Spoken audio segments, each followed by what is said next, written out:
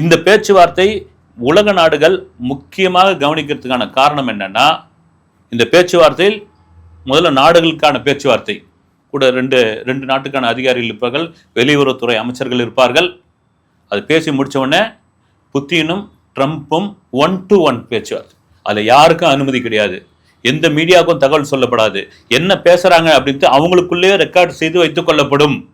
அந்த 1-to-1 பேச்சுவார்த்தை இருக்குல்ல, அது ரொம்ப முக்கியமான பேச்சுவார்த்தை.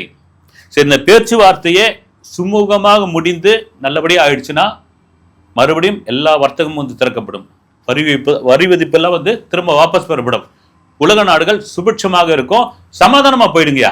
இதுதான் எப்பவுமே இருக்கிறது. என்னன்னா, ஏன் ஒருத்தர் அடிச்சுக்கிறீங்க, வந்து சமாதானமா போயிடுங்க.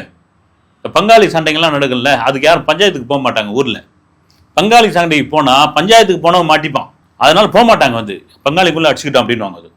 அதை போலதான் இந்த உலக நாடுகள் நீங்க ஒவ்வொருத்தரா, அதுவும் யாருன்னா பங்காளி, ரஷ்யா ஒரு பங்காளி, அமெரிக்கா ஒரு பங்காளி, இந்த 2 பங்காளியும் அடிச்சுக்கிறதுனால பாதிக்கப்பட பொறுத்து இந்த சிறு சிறு நாடுகள், நடுநிலையாக உள்ள நாடுகள், நடுத்தரமான நாடுகள். இப்ப இந்த பேச்சுவார்த்தை நல்லபடியாக நடந்ததுன்னா சிறப்பான ஒரு வர்த்தகம் தொடங்கும், உலகம் சுபிட்சமாக இருக்கும்.